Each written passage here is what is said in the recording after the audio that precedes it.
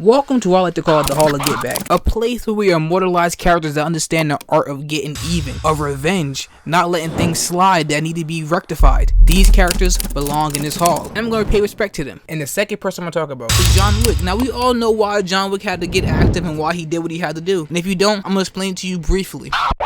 John Wick, a former assassin, retired because of love. That love was cut short when his wife departed from him, but she gifted him a dog before her death. In this world, people are made to interfere with your life to make you miserable. This is the goal of humanity. No ifs, ands, or buts about it. So John Wick was approached by these hating ass at the beginning of the movie, asking about his car. John Wick didn't want to sell. You know, you would think a known person would be like, okay, my bad, you don't want to sell your car. Not these niggas, because his dad's a big man. Not him. He's not a big man. He's not important. His dad is, nigga, you are 30 years old. So my dad's important. Shut up, bitch. Nobody cares about your dad. Nobody cares about you. So he took it upon himself to go take John Wick's car from him. And in the process of robbing John Wick's car, this man killed his dog.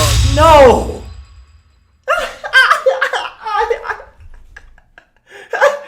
There's no way out of this. This man was so confident in his stupidity, he took his mask off and showed John Wick his face. This is the type of man who brags about a crime on social media, then cry in the interrogation room, washing down his sorrows with a Pepsi. Little did they know they're awakening a crash out with nothing else to lose. The last thing you want to do is fuck with a crash out. These niggas be demons wearing flesh, looking for some chaos. You know the ones you step on the shoes, the next thing you know you being interviewed by a barrel of a gun. Avoid those niggas. Now the dumbass done took the car to a chop shop to make the car officially his. But the way the shop owner took a swig of his coffee, he already knew he done fucked up. Imagine having a name that carries that much weight amongst smart people. Seeing that car put fear in that man's heart and hair on his chest. He socked the dumbass in the face and was ready to tink a headshot, just so they would take that car to the shop. This man is skillful at avoiding smoke. Had this man John Wick a cup already prepared and a ride waiting for him. Now let the crash out session commence. Nothing is colder than having your enemies glaze you as you prepare to murderize them. I wish I could reach such levels. The writers probably thought we didn't believe the glazing Vigo was doing, so they had to feed John a light little appetizer before he truly got started. The scene kicks off with John just lurking in the shadows. I bet Batman somewhere clenching his fist. He copied my whole fucking flow! Word for word, bar for bar! This freaky motherfucker just like the way John named fall his mouth or something. Why is he smiling in the room alone thinking about John's wig? Nah, it's not funny. These three unsuspected fools don't know what they got themselves into, because if they did, they wouldn't be wearing ski masks. They're dead. John thought of his crash out popping one of the dudes' heads like a gusher, then swiftly moved on to the next. Just imagine somebody killing you and not sparing a second thought on your demise. Insanity. This man was just happy to be invited to a showdown. Sadly, he was laid down before he could find his seat for the performance John was putting on. John began weaving the bullets, hitting a vote over the railing trying to earn some star points, and he did, simply from landing without wringing his ankles, and served his guests with a Grim Reaper special, a two-piece. This man rounded the corner like that one kid pretended to be a ghost, and their stories went almost the same. They both was hit in the head. John was doing A1 with the guns, but we have yet to see what his hands were on, so he had to regale us with a show. He moved the dude's gun, then fed him a mouthful of his barrel, and then manhandled him, tugging him to the other side of the room into a wall before tenderizing his wrist with a knee into a shoulder toss. Then he dragged him to the perfect position to get a double kill. Not gonna lie, if I was on the other team and I seen that, I'd be like, right hand on the Bible, God can strike me down if I'm lying? That motherfucker's cheating! Because there's no way you seen the other dude coming. He must have wall hacks on or something. Half of their squad was wiped, and these niggas still playing Marco Polo, waving their flashlights around like they're begging to get Wick down. And like the genie from Aladdin, John granted their wish, bombarded them with a bullet each before clinging onto one of them like a spider monkey. This is what Edward meant when he told Bella to hold on. Is this nigga serious? No lie, I thought that was parody dialogue when I first heard it. Didn't know that was in a real movie. They gotta be ashamed of themselves for that. I don't know how John did his rolling move without getting dizzy. My ass would have been stumbling and bumbling, yet alone laying down two well-placed pieces of lead. John and this dude had a wall shootout, but riddle me this. Why did this man take a peek around the corner after being shot? Hey, bro, come on now, dawg. Come on, man. Because the only thing I was waiting for him was the barrel of John's gun that he used to hit the think mark. Thanks. See, guys, Bobby Hill was onto something. That's my purse! I don't know you!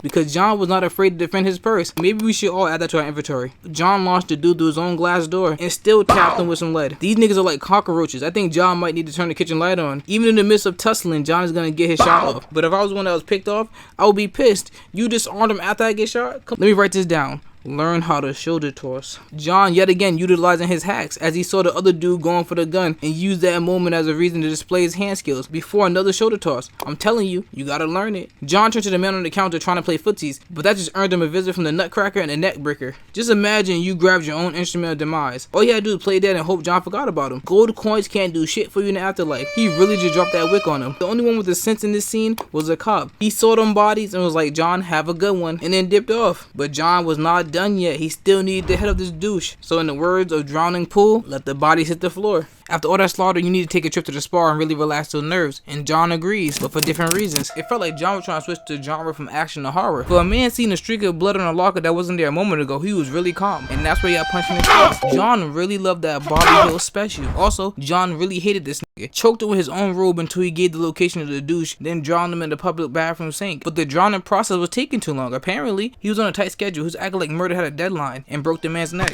Then robbed him. John was walking around painting the club with people's memories. Just imagine you turned the corner and the man grabbed you by the mouth and started playing Operation with your real organs. And he even stifled your screams so you can't even hear your own death. Wow, throat punch like he wasn't already stealing your oxygen, then stare you dead in the eyes as you die. You's a freaky ass nigga! Like the last thing you want to see is a man with a slick back. John finally spotted his target and that horniness almost cost him. This man must have had the fast hand perk activated or something, because as soon as he saw John, his finger trigger got the itching. He pulled out his weapon, but John was able to stop him from aiming. And this man was able to keep John's knife at bay. John disarmed him and swung that knife mad wild, and he was spared through the towel holder for that performance. I guess John just needed an audience because he was toying with this man when the people were watching. He even caught an extra body and eyed his target with the barrel of his gun, scaring him from picking up his own weapon. John could have ended this entire movie right there, but a 40-minute movie would be wild. So he stared him down while doming the dude underneath him. Now where in the hell was this steroid you were hiding at? This man just spawned like he was Aquaman just cooling in the water. He should have stayed there because he was packed fast as hell like he had a flight to the afterlife and he was on the verge of missing it. This dude's over here using people as shields, and John didn't like the size of his gun, so he pulled out another one of the long ass variety and missed every single shot. He must have turned off his aimbot. Never mind, it was still active. John had this man running through a dance floor butt naked underneath that towel, eyes wide as hell, while John was just sauntering through the ocean of people, calm as hell. He had to run to help. He was terrified. They didn't help. Just imagine a mere day ago or so, you told your dad you're gonna handle it, and now you're dashing around naked screaming for help. He's here, he's here. Yeah, how is that handling him? John gave every guard in that room lead poisoning. This motherfucker don't miss. And he even reloaded his gun in front of one of his victims before finishing him. That's all I can say about the situation. Through all the mayhem of slaughter, he managed to escape the club. There was this one dude on John's ass, and when I say he was on John's ass, boy, I tell you, this must have been the new John Wick they hired to replace him. He ran out of bullets and had no choice but to exchange hands. Now, John did manage to disarm him, but that wasn't great for him because he was on John's ass like a new pair of jeans. I had to say it for the 4th time. Hitting a Sparta kick, dropping John on his back like it was a perfect texture for running. Just enjoying it.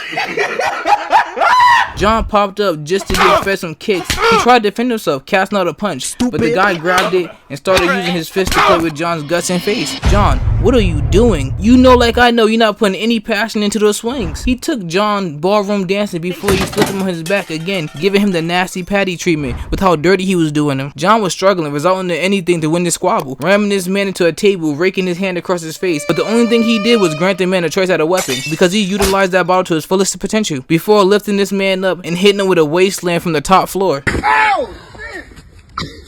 I tried to land.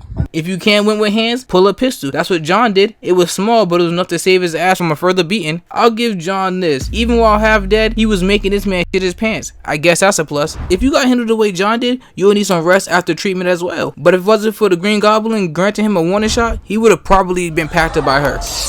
You hate to see it. I'ma skip this fight. You know, she was just crawling around like a damn monkey. She was giving John some work though, but next. John put him to a church with a large bag, ready to confess his sins, but he needed to add a few more first, shooting a priest, then he captured a few bodies. It's good to see the fall there and fuck up his aimbot. Damn, Vigo's son cost this man a fortune. John didn't even want to cent. He just needed them to feel the same loss he felt, so they could repent. John lured them on the open, so he could start picking them off one by one. But this one man has John's number because he keep calling. John couldn't even cook because he was there to put out his flames, sending him flying with the car. Now this is the villain trait I don't understand. Why not watch your adversary die to make sure the job is complete before leaving? No, they walk away. Green Goblin saved this man John Wick yet again. This man's like his guardian angel. Now John Wick finally gets a chance to redeem himself. 0-2 against this man. John's like Deontay Wilder, and he's like Tyson Fury. He can't beat him. The man rushed towards his gun. John quickly disarmed him and served him a throat punch, trying to utilize the same moves that girl was using on him. Then their freaky asses started playing with each other's faces before John was hit with 2 side punches, having his ass tooted in the air. The guy was back in his mode. He took John on a trip to the floor where he served him a stomach punch. John had enough and used his leg to create some distance between him and that man's fist. Again,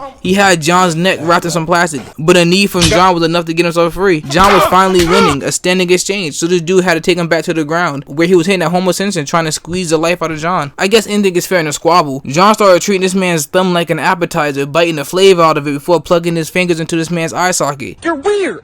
Then he showed him how to choke somebody out with his knee and his restraints. This man was squirming, probably thinking, I was hooking John during this entire exchange. Why the hell am I the one being consumed? He caught Vigo before he was able to leave. I don't know what the hell this man was doing, driving around the block in circles. He should have been gone if he didn't want to stay for the show. This man sold his son out for his own life. If he was capable of making such a decision, he should have did so earlier and saved himself his business. After at least 2 days of murder and mayhem, John was now on his last legs of his get back. He assumed the role of one of the snipers guarding the douche and got to work. John factory said to the dude just cooling on the couch playing video games. Let me skip most of the shooting. We seen enough of it. Let's get to the point. A stomach shot and a slow walk down. Now that's how you achieve some get back. He didn't even allow him to finish his thought before he blew his brains out. I'll rate his get back performance a 5-star. I was entertained and he got his get back thoroughly. What more could you want?